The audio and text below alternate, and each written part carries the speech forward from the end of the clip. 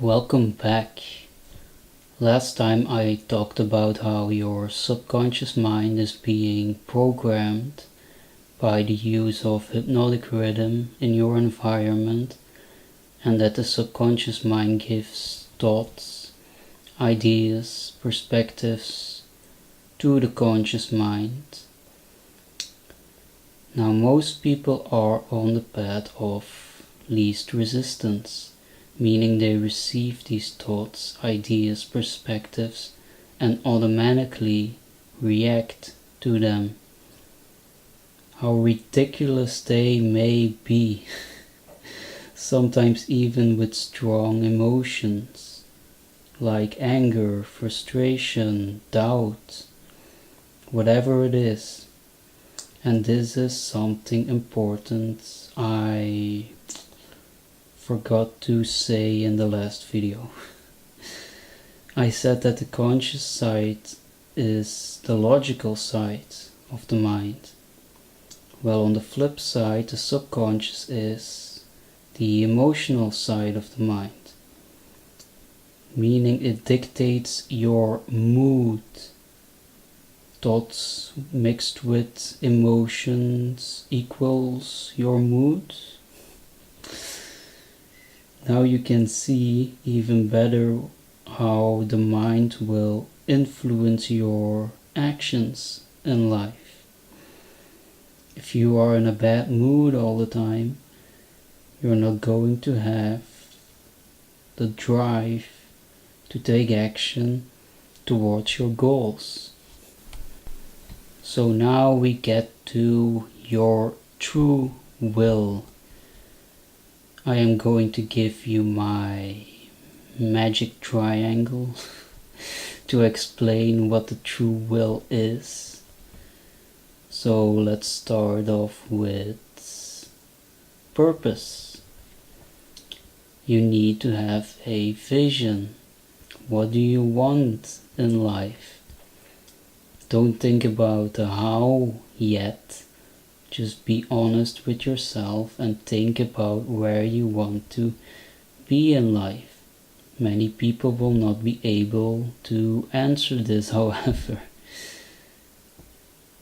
I suggest starting with the things you do know. Maybe you don't know what kind of career you want, but maybe you can describe your ideal partner, your ideal house, maybe a activity or sport you want to start practicing, a type of self-development practice maybe. By focusing on the things you know you already want, you will get more answers. This is hypnotic rhythm. Meditation, to get a more clear mind. Examine your childhood. Most had an idea what we wanted when we were a child. Examine it. I would examine it logically. Maybe you actually set something you were going to do, or a career that you were going to be a scientist or a soldier or a business person, I don't know. But more often it reveals itself to you in a more symbolic way. Believe it or not, in your childhood you have in some way practiced your career, your purpose in life, maybe in a logical way, maybe in a symbolic way.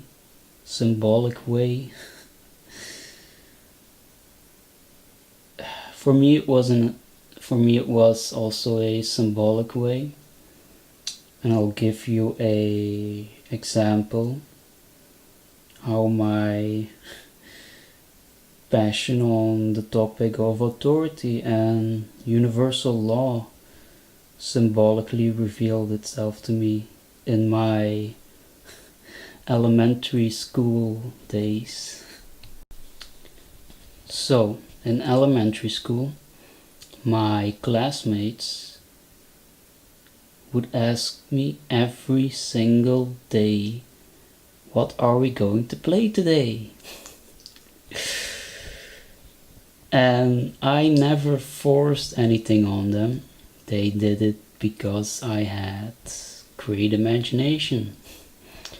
I would make up stories based on my own ideas or from a video game, a TV show, a movie, where everyone would like embody a character and I would be leading, building a story from that. You know, if you are a child and you imagine being a Jedi holding a lightsaber, you are a Jedi holding a lightsaber. Because children have such great imagination. Awesome. So leadership, authority, creating my own reality with imagination, all corresponds to this, what I'm doing right now.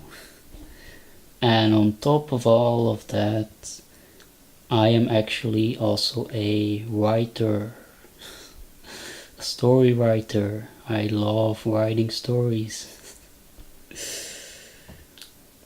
So that's a great symbolism.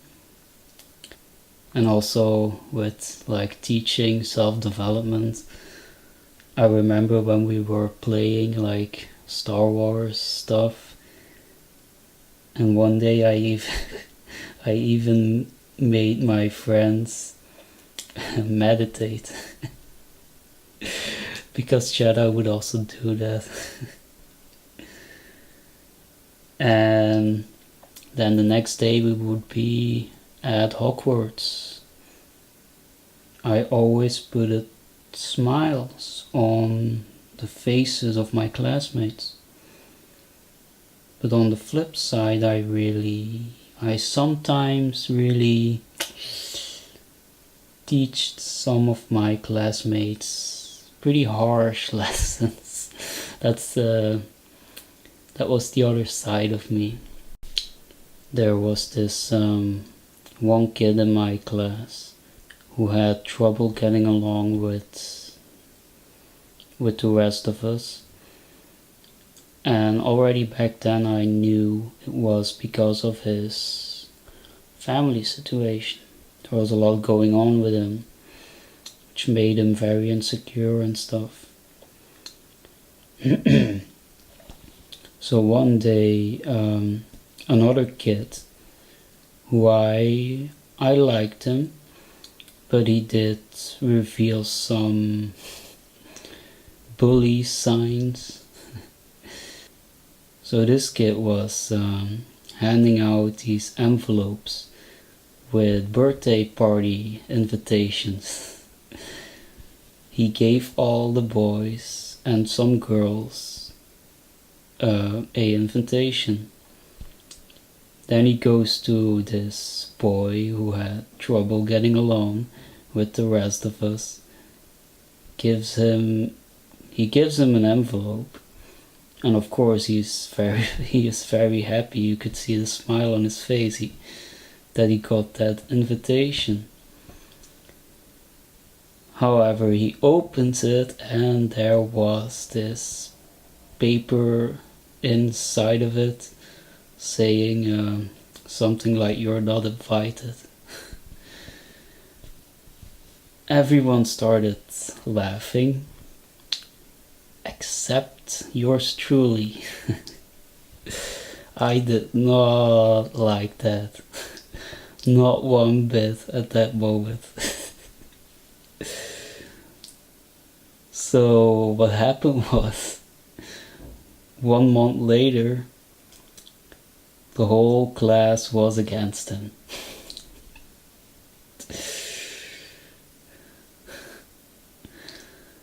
See, I never knew back then what I was doing. Looking back at it now I know that I was some kind of master in using universal laws already. Especially the law of polarity. Within that month I very patiently, like step by step, showed the other classmates the true colors of that bully, and was able to switch the polarities of everyone liking him at first to everyone casting him out. Now, to be very clear, I never did this out of revenge. Wasn't my intent. I did this for justice. It was my purpose then to give them a piece of their own medicine. That whole situation ended up in the bully getting really angry with the rest because everyone was casting him out. The teacher noticed that, and the teacher noticed something was going on, and she had a conversation with the whole class for 3 hours long. And since then everyone got along with each other again, and the kid who was a outcast before was also getting more accepted. Justice. I smiled at that time because I knew exactly what I was doing. I knew exactly what I was doing. I was also I was using the law of polarity to switch people's emotions and I just could do that. I don't know how.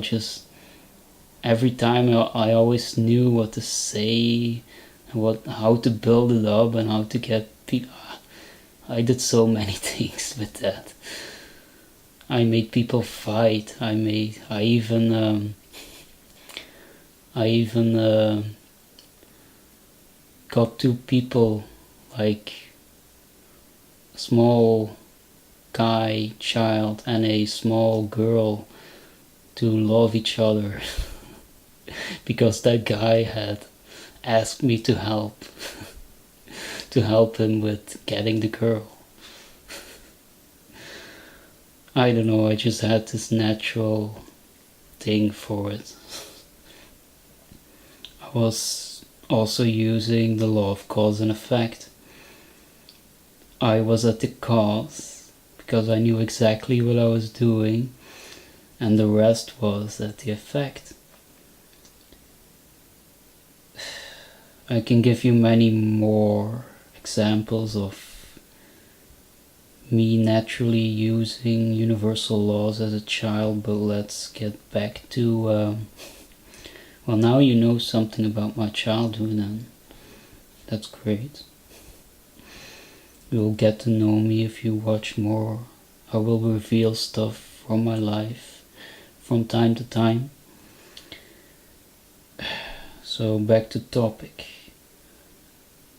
I'll give you one more place to look at to find your purpose.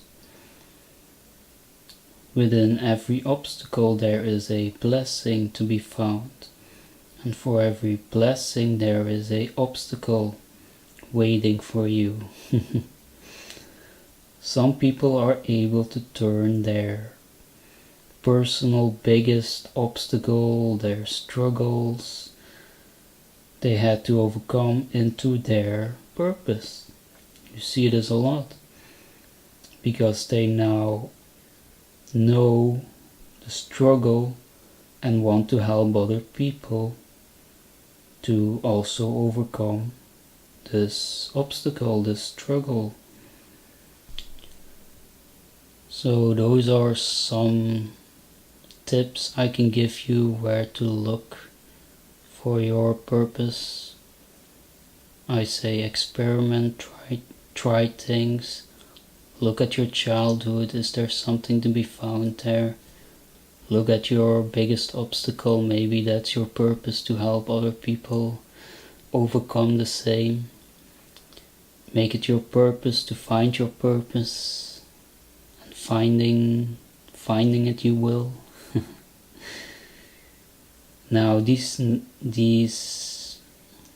next two I'm going to discuss shortly, but straight to the point. In the future I'm making a separate video on these two, more in depth, because this video would be way too long otherwise.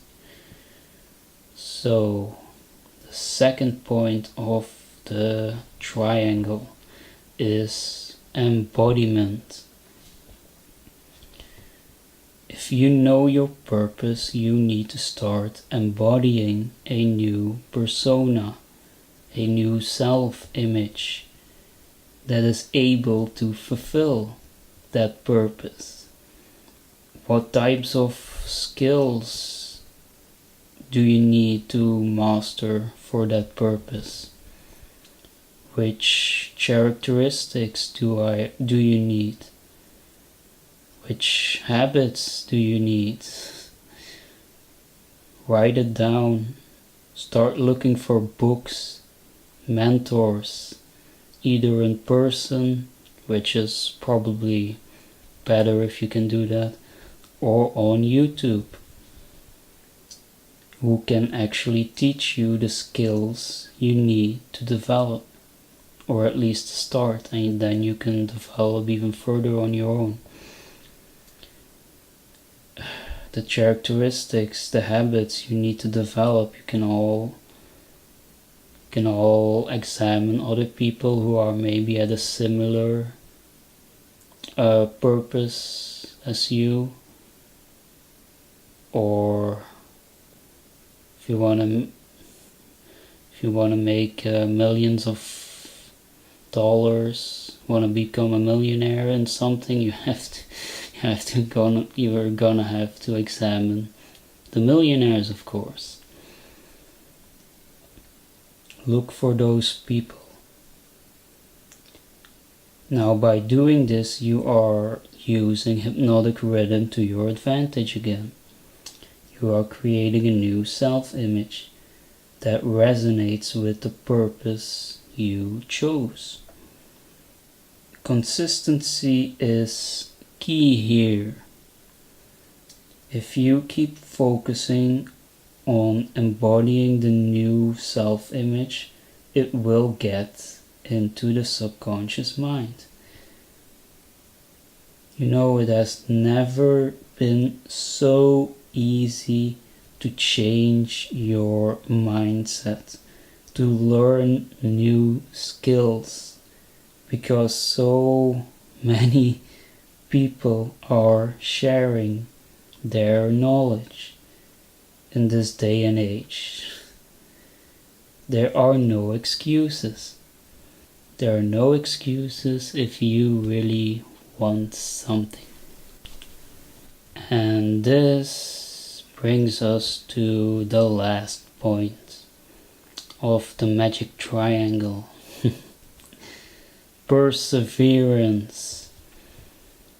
Let's take a look at the definition of this word. Persistence in doing something despite difficulty or delay in achieving success.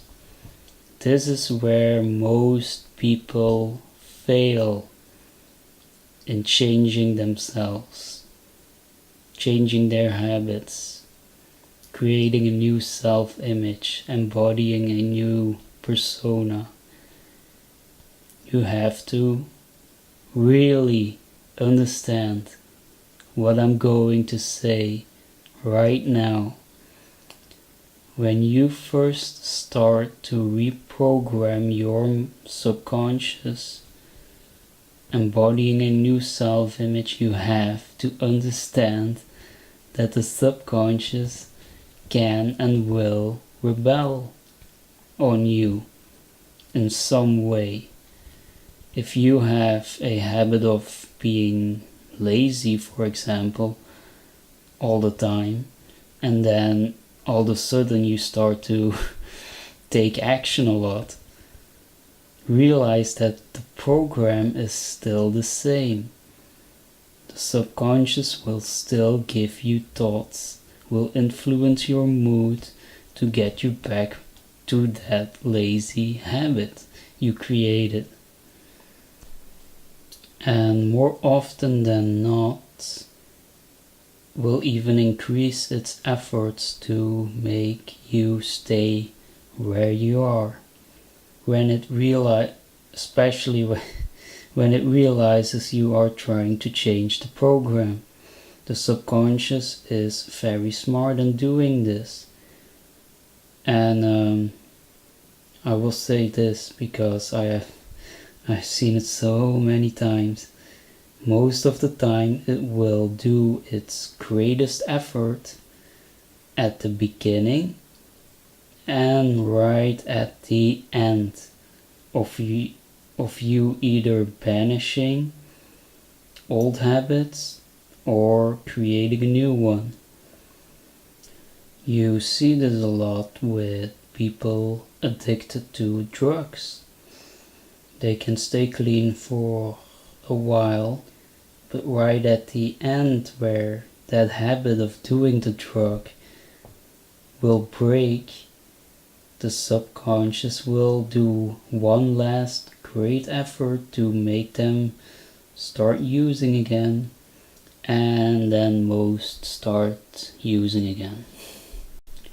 I know because I have a history with drugs, with drug addiction.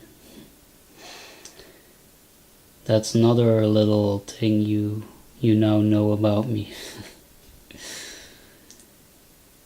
You have to keep going despite the difficulty. Ignore those thoughts and those moods. They can't be trusted at the moment. Action, action, action.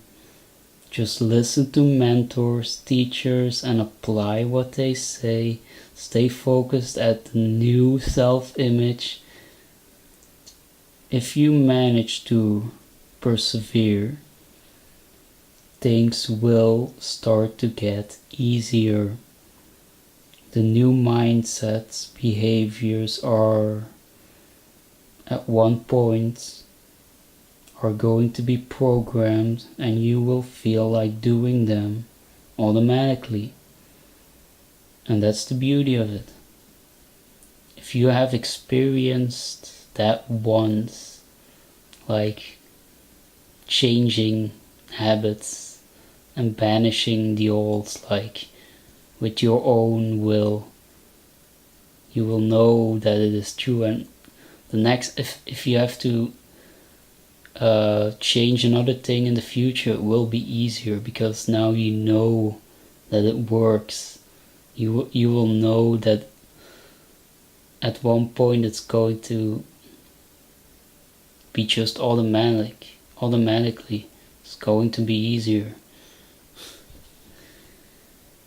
Now, one last thing I want to say is some people are so stuck in their cycles that all of what I just said seems impossible. Some people will maybe start and get great results, will be able to persevere automatically with a little effort.